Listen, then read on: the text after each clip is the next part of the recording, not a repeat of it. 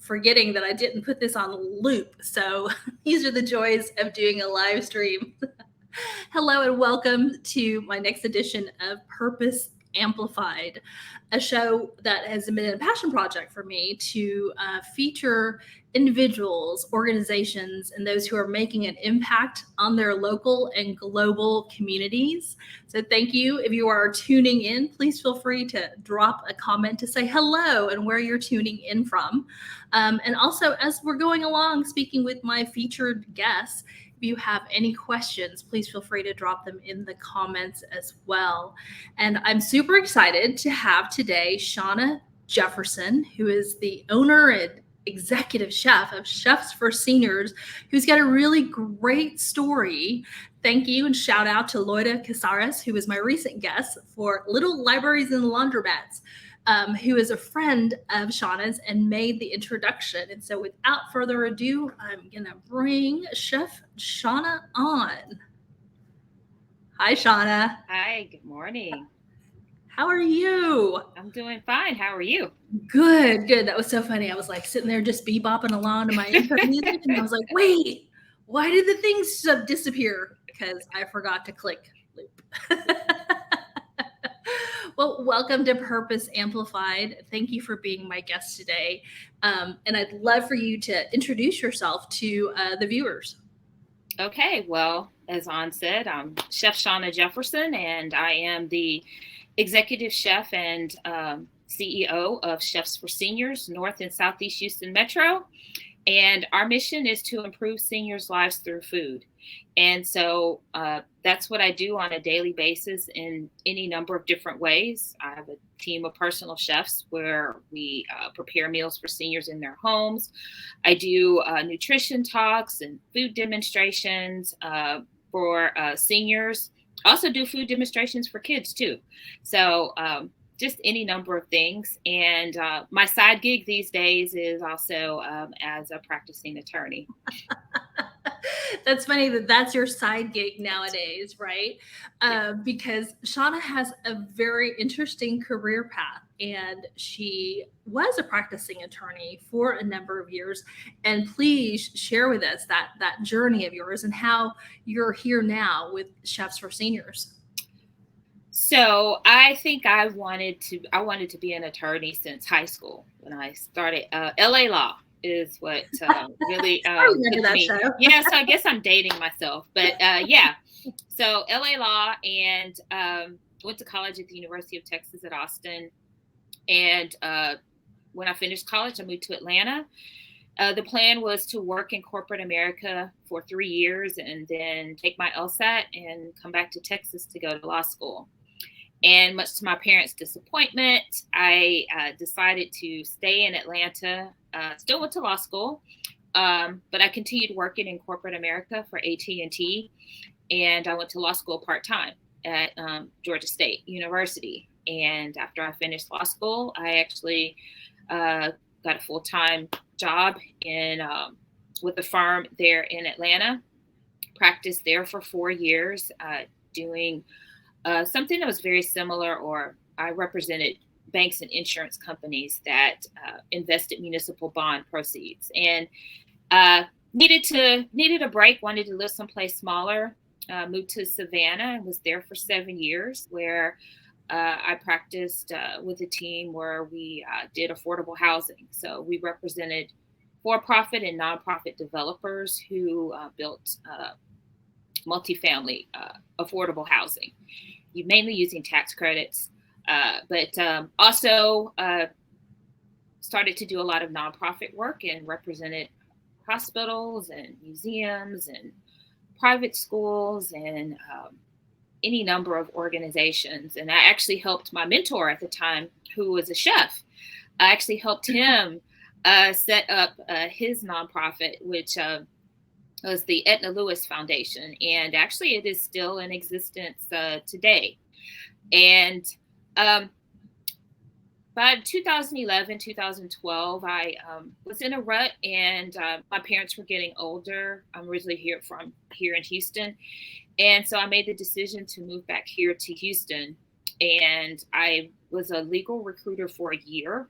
and it wasn't the best fit for me or my personality. And so I talked my dad into letting me help him manage his restaurant.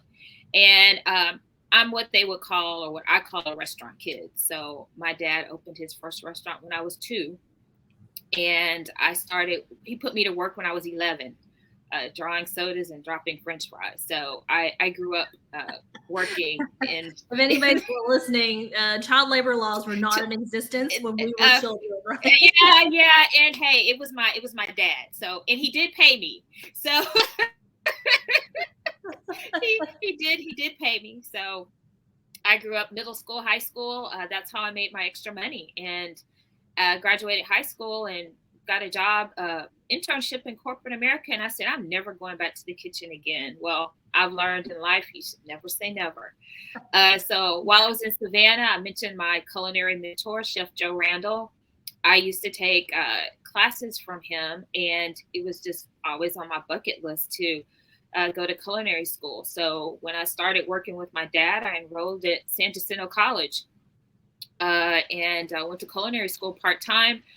Although I told my dad it was never my plan to take over the business. That was his dream, not mine. That was his love, not mine. I think at the time, the goal was to just get experience working in the restaurant, so that I know the business side of things, and then focus on restaurant law. Mm-hmm. But once again, Providence intervened, and one night in 2015, I was on my way home and listening to NPR, and they did a segment on chefs for seniors, and that was it. I was just captivated by the idea. I knew I wanted to have clients and not customers. I knew I wanted to cook for smaller groups of people. I don't like cooking in great big pots, and I don't like, preparing meals for 500. And when I was practicing law, I would spend 4 or 5 hours every weekend. Basically, before meal prep became popular, that's what I was doing. I'd prepare breakfast, lunch, and dinner for myself for the entire week. I'd play with different. You were the OG meal prepper, right? Yes, I was the OG meal prepper. But that was my way of knowing I was going to eat healthy.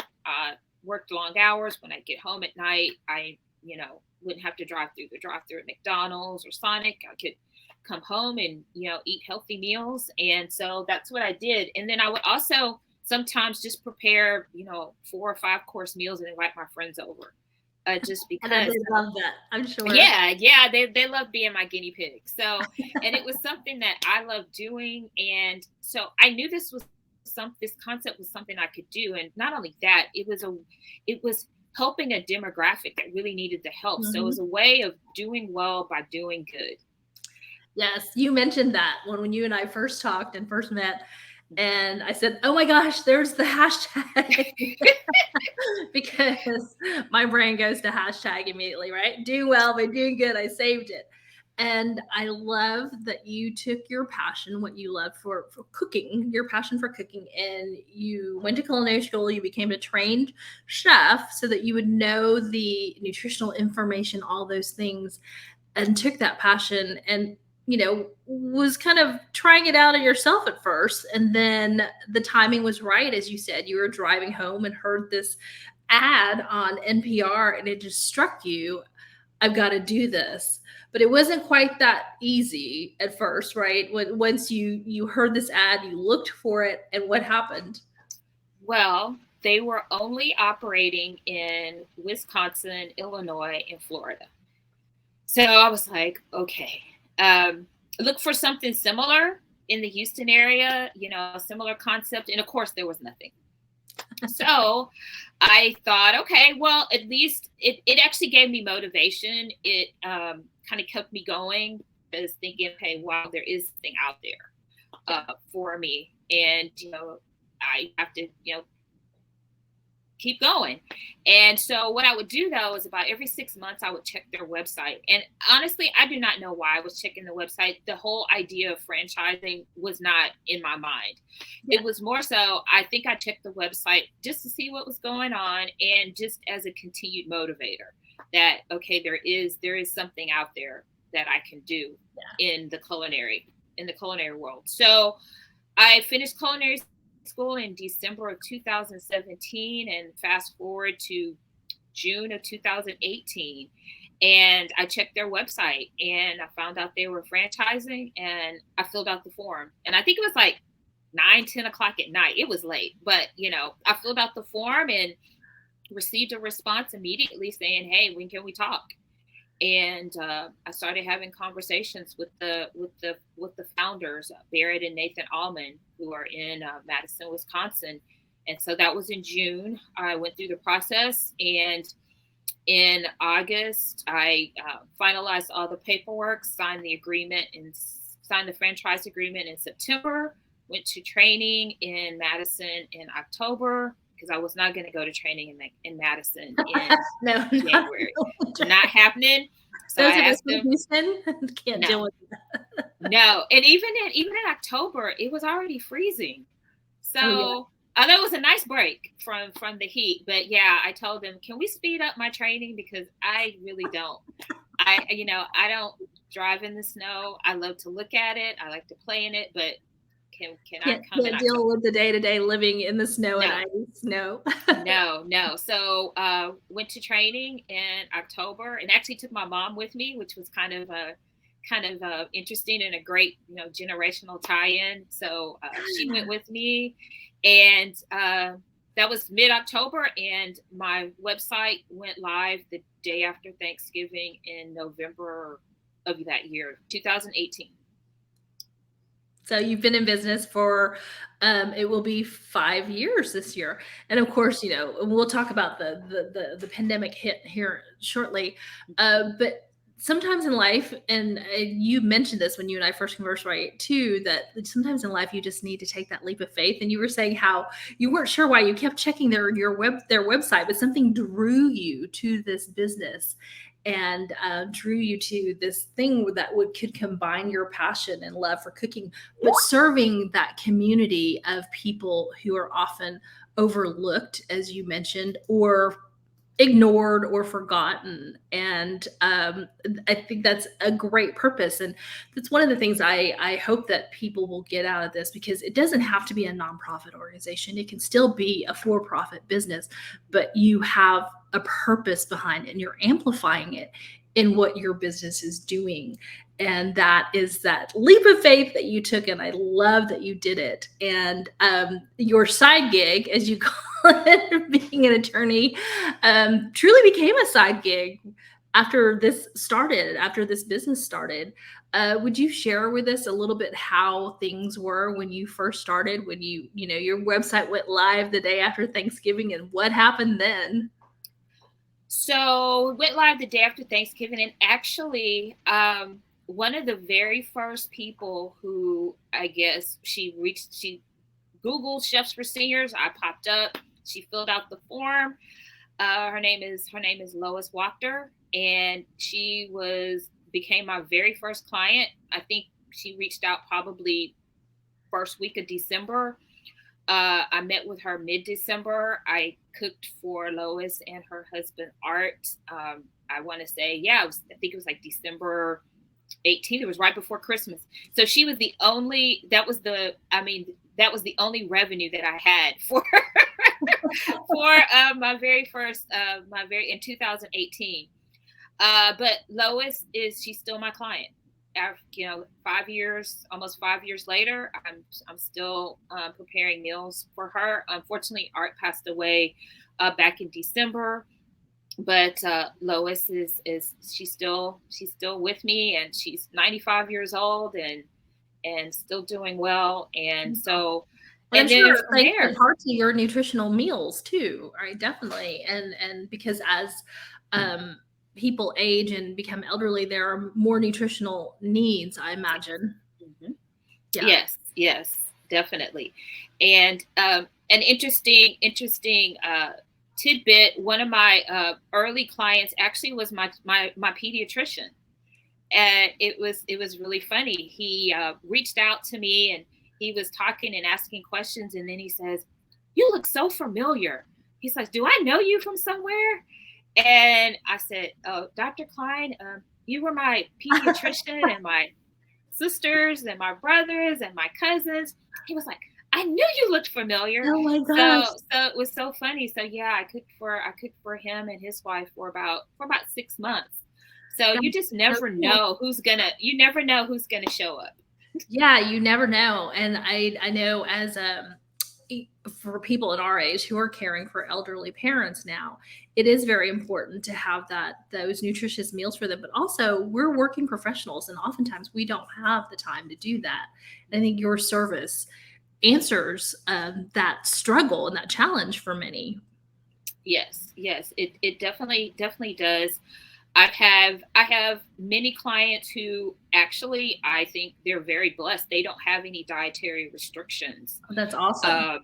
They're still in good health, but they want to remain in good health, and so they use our service because they're just tired of cooking, and it's great to have someone else to do it. And then I have other clients who are on specialized diets who really need our service because um, they are unable to or just don't want to figure out, okay, how do I change the way I cook, either for myself or for my spouse. And so that's where we come in. Yeah. But so your clients are go beyond only the elderly. The name seniors, chefs for seniors, it speaks for itself that you do serve a majority of the senior population, or your clients are in the senior population. But you, as you mentioned, you have clients who have these dietary needs or nutritional needs due to illness or chronic disease or other health issues. And that's a great point to take away. So you're able to serve, more people than only seniors and elderly in our community. Yes, yes. So currently, I think my youngest client is 30, and my Wow. oldest client I've got two, and I think they're both 96. Oh my Uh, goodness. so yeah, and then I have clients everywhere in between with any number of different needs and preferences. Yeah. Well, and again, back to that concept of doing well by doing good, right? Your business is doing well because you are doing something good, but you have another goal, you have another mission with the business. I'd love for you to share with our viewers. So yes, I do have another goal with my business, and that is to so as a part of what I've been doing for Chefs for Seniors is I get requests to do food demonstrations at 55 plus senior communities. I've done them at churches. I do them at senior health fairs, all those sorts of things, and so uh, it just really. I started to think about this, and actually, someone in my one of my former networking groups, made the suggestion is, you may want to start to form your own brand called Chef Shauna, and so that's what I'm working on now is just building out my Chef Shauna brand, which will give me some more flexibility to do some new and different things, to do more of those food demonstrations and branch out into doing other things, maybe cooking classes. And so, but my niche would be my tagline would be inspiring foodies over 50. So since I'm in. since I belong to that demographic now, it just makes a lot of sense to me personally to really begin to focus on just getting the word out, and also providing my services for foodies over 50. And so the thing is, the way I look at it is, not everybody at this point in their life needs the Chefs for Senior service. They don't necessarily need a personal chef to come into their home. So I put my Chefs for Seniors client into giving that proverb. I'm giving them a fish. So me and my team of chefs, we are feeding them every week, every 2 weeks, 3 weeks, 4 weeks. But there's also a need for people who need to be taught how to fish. People who like to cook, who are still able to cook, who still want to cook, but they want to know, okay, as I'm getting older, there are certain nutritional needs that are different, or I've been diagnosed as pre-diabetic, or I have high blood pressure. Yeah. how do I begin to make those changes in my diet, in what I cook, so that my pre-diabetes does not turn into diabetes, or that my high blood pressure doesn't turn into heart disease or kidney disease. So this is a way of teaching people to fish. Oh, absolutely. And how does the proverb go? You give a man a fish, you feed him for one meal, but you teach him how to fish, you fed him for life. And here, this is a great way, a great analogy that you are teaching people how to fish, because that is oftentimes a concern. And I don't want to think about it because I'm in that age demographic, but you're right that, things change with us as we get older. And while we may have been really healthy younger, there may be nutritional deficiencies or other needs that we didn't think about. And the fact that you have this service where you can come in and have a private chef cook meals for you that are not only going to be good meals, but help you health wise. And so you took this business model and have really amplified your purpose of serving those in need, not only the seniors, but anybody in need. And I keep going back to what you were saying, but you can do well by doing good. And I really love that. And I hope that, we have driven that point home for our viewers, because you don't have to create a nonprofit organization to do good. But I think you do have an idea for a nonprofit organization, and with tied in with your brand for, Chef Shauna, and teaching those of us who are over a certain age how to cook. Yes, yes. So I formed a nonprofit, and it's called Freena Cares. And the origin of the word Freena that's a dedication to my parents. So my dad's name was Fred, and my mom's name is Nina. So I just combined that. I combined their names, and it's called Freena Cares because they are the ones who really showed me the importance of helping other people, of giving back. To whom much is given, much is required. And so my dad was a huge giver, and all he wanted to do was feed the world. But he was always, if anybody needed help, he went out of his way to the extent he could to help them out. And so Freena Cares is a way for me to accomplish two things. One is to what I call take my food demos and senior nutrition on the road, and begin to reach out to churches and other organizations. And I can apply, take donations, apply for grants to actually do some of these senior nutrition programs. But the other purpose for it is I come across so many people who reach out to me and they really need my service, the Chefs for Senior service, but they can't afford it. So this would also be a way of being able to provide this service or help people out and do it on a sliding scale. Yeah. I love that idea, and what a way to honor your dad's legacy, your parents' legacy as well, and to continue that their generosity unto the next generation in the world. And I am so impressed and inspired by what you're doing with Freena Cares, because I think about the elderly community, and they're often on lower income or fixed income, because of retirement, pension, whatever else. And so you're right, they have these needs, but they're not often able to meet them because of this fixed income or other not having the resources. I had volunteered with the Houston Food Bank a while back at the Vietnamese Senior Center, and I saw it firsthand. It broke my heart to see that they had these needs. And, food bank, obviously the Houston Food Bank's doing all it can, but they only got this allotment once a month. And I'm looking at this box of food going, how is it supposed to last them for a whole month? And a lot of it was canned. There wasn't much fresh food. And again, not to downplay what the food bank does, but because it is difficult to distribute fresh food because things go spoil so quickly. But now your service and hopefully your nonprofit will be able to continue to help serve those in our community who need it the most. And how do we find out information about Freena Cares? Do you have a website already, or you're working on it? I'm working on a website. Awesome. Yes. Well, in the meantime, you guys can connect with Shauna on LinkedIn.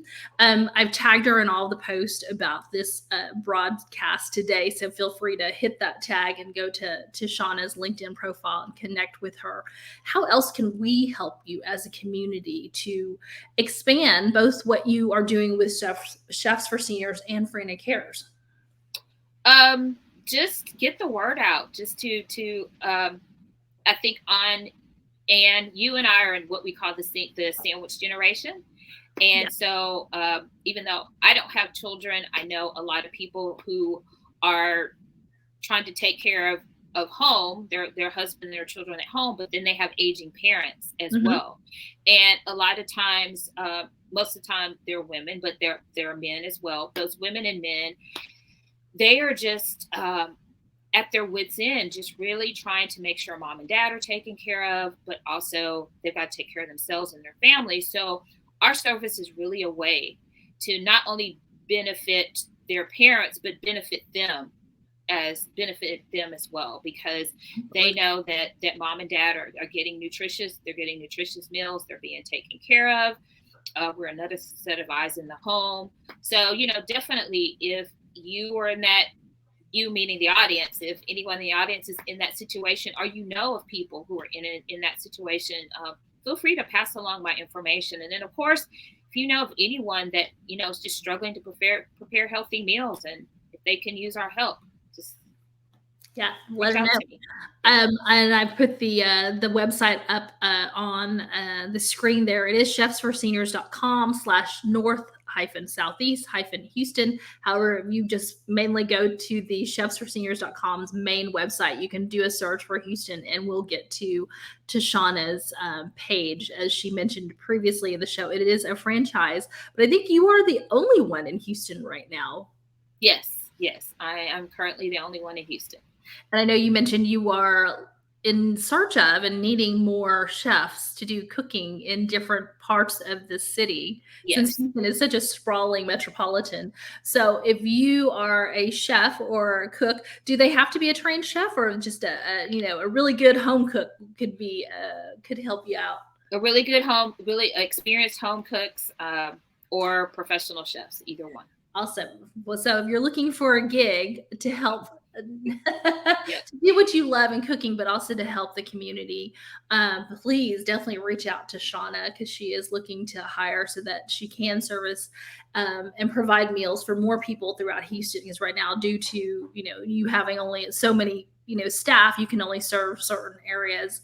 And I'd love to see your business and your Freena Cares organization expand and grow. Yes. Well, thank you, Ann. No, thank you for hopping on today and sharing your story. I know when Loida said, you know what, you should talk to my friend Shauna. She's got an interesting story. She was not kidding. You would think, oh, you've got a cushy attorney, corporate law job, and you took it all, spun it all around, and turned it into something that has an impact on folks, but also serving a purpose in your life. And that really resonates with me, because that's how I've been feeling the last few years, which is one of the reasons for me launching this show. Because I was like, what can I do to continue to make an impact, but still doing what I do as a marketer, right? Because I don't want to just keep continuing to help people sell things. There needs to be some kind of an impact to what I do. And so that's how this idea of this live stream spawned, and here it is, a reality featuring really great, inspiring individuals like yourself doing good work, doing well by doing good. And so again, if anybody's watching this on the video replay, please feel free to drop a comment or a question. I encourage you all to go check out Shauna's website, chefsforseniors.com. Do a search for Houston, it'll get you to the right page. Also encourage you to connect with Shauna, especially if you are a chef, a trained chef, or a very experienced home cook looking for a career opportunity. She's searching for that. And if you have anybody in your own family or that who has a need for chefs for seniors, or you don't have to be a senior to use your services, check it out. Because I'm sure you have clients who really just need this because they have no time to cook for themselves, right? Exactly. Yes. And so, Yes. and I know there are plenty of us out there in the Houston area. So thank you again, Shauna, for coming on today. And thank you for sharing your story with us. It is definitely truly inspiring. And you took your purpose and amplified it in a way that is just beautiful and still can help serve you as a business as well. And your side gig that this was supposed to be is now your main gig, right? Yes. Yes. My side gig is now my main gig. So it's funny what life has in store for us and throws our way. As you mentioned, Providence stepped in and said, "No, we're going to do this." Exactly. But you answered that call and you took that leap of faith. And I hope that inspires many others to do the same. Thanks to everyone for tuning in today. Again, if you're catching this on the video replay, please feel free to drop a comment or a question. Thank you very much, Shauna, for your time. And I will see everyone next time on the next edition of Purpose Amplified next month.